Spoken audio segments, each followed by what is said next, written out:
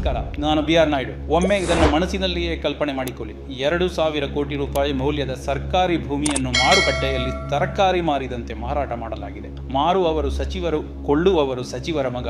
ಸರ್ಕಾರದ ಪ್ರತಿಕ್ರಿಯೆ: ಈ ವಿಷಯ ನಮಗೆ ಗೊತ್ತಿರಲಿಲ್ಲ. ಇದು ಸರ್ಕಾರವೇ ಅಥವಾ ಕಾಮಿಡಿ ನಾಟಕವೋ? ಈ ಕತೆ ಪುಣೆಯಿಂದ ಶುರುವಾಗುತ್ತದೆ. ಸರ್ಕಾರದ ಈ 40 ಎಕರೆ ಭೂಮಿಯ ಮೌಲ್ಯ ಸುಮಾರು 2,000 ಕೋಟಿ ರೂಪಾಯಿ. ಆದರೆ ಮಾರಾಟವಾಗಿದ್ದು ಕೇವಲ 300 ಕೋಟಿ ರೂಪಾಯಿಗೆ. ಖರೀದಿಸಿದವರು ಬೇರೆ ಯಾರೂ ಅಲ್ಲ, ಮಹಾರಾಷ್ಟ್ರದ ಉಪಮುಖ್ಯಮಂತ್ರಿ ಹಾಗೂ ಹಣಕಾಸು ಸಚಿವ ಅಜಿತ್ ಪವಾರ್ ಅವರ ಮಗನ ಕಂಪನಿ. ಇಷ್ಟು ದೊಡ್ಡ ವ್ಯವಹಾರ ನಡೆದರೂ ಸರ್ಕಾರಕ್ಕೆ ಗೊತ್ತಾಗದೇ ಇರೋದು ಹೇಗೆ? ಗೊತ್ತಿದ್ದರೂ ಸಹ ಮುಖ್ಯಮಂತ್ರಿಯ ಕಚೇರಿ ಮೌನವಾಗಿತ್ತು ಯಾಕೆ?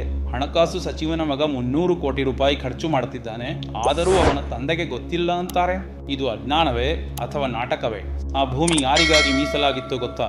ದಲಿತರಿಗೆ, ಹಲವು ಪೀಳಿಗೆಯಿಂದ ಅನ್ಯಾಯ ಅನುಭವಿಸುತ್ತಿರುವ ಜನರಿಗೆ. ಆದರೆ ಈ ಸರ್ಕಾರದ ಅವಧಿಯಲ್ಲಿ ಅವರ ಹಕ್ಕುಗಳನ್ನೇ ಹರಾಜು ಹಾಕಲಾಗಿದೆ.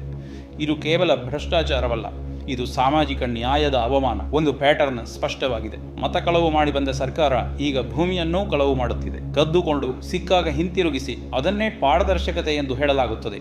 ಇದು ಆಡಳಿತವಲ್ಲ, ಇದು ಜನರಿಗೆ ಮಾಡುತ್ತಿರುವ ಮೋಸ. ಮತ್ತೆ ಮೋದಿಜಿ ಮೌನ. ಯಾವ ತನಿಖೆಯೂ ಇಲ್ಲ, ಯಾವುದೇ ಕ್ರಮವೂ ಇಲ್ಲ. ಯಾಕೆಂದರೆ ಈ ಸರ್ಕಾರದ ಅಸ್ತಿತ್ವ ಇದೇ ಕಳ್ಳತನದ ಆಧಾರದ ಮೇಲೆ ನಿಂತಿದೆ. ಇದನ್ನೇ ಅವರು BJP ಮಾದರಿ ಅಂತ ಕರೀತಾರೆ. ಮತ ಕಳವು ಮಾಡಿ ಬಾಳು, ಲೂಟಿ ಮಾಡಿ ಬೆಳೆ. ಭ್ರಷ್ಟಾಚಾರವೇ ನೀತಿ, ಮೌನವೇ ರಕ್ಷಣೆ. ಇಂದು 1,800 ಕೋಟಿ ಮೌಲ್ಯದ ಭೂಕಳವು ಬಯಲಾಗಿದ್ದರೂ ಮಾಧ್ಯಮಗಳಲ್ಲೆಲ್ಲ ಮೌನ. ಯಾಕೆಂದರೆ ಸತ್ಯಕ್ಕೆ ಈಗ ಮೈಕಿಲ್ಲ.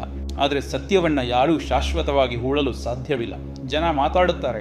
ಅಧಿಕಾರದ ದಾಹಕ್ಕೆ ನ್ಯಾಯವನ್ನು ಮಾಡಿದವರು ಒಂದು ದಿನ ಜನರ ಮುಂದೆ ಉತ್ತರ ಕೊಡಲೇಬೇಕು. ಭೂಕಳವು, ಮತಕಳವು, ಮಾಧ್ಯಮದ ಮೌನ ಇವೆಲ್ಲ ಒಂದೇ ಕಥೆಯ ಬೇರೆ ಬೇರೆ ಅಧ್ಯಾಯಗಳು. ಆ ಕಥೆಯ ಅಂತ್ಯ ಜನರ ಕೈಯಲ್ಲಿದೆ. ಶೀಘ್ರದಲ್ಲೇ ಜನರು ಅಂತಿಮ ನಿರ್ಧಾರ ಕೈಗೊಳ್ಳಲಿದ್ದಾರೆ. ಜೈ ಹಿಂದ್, ಜೈ ಕರ್ನಾಟಕ.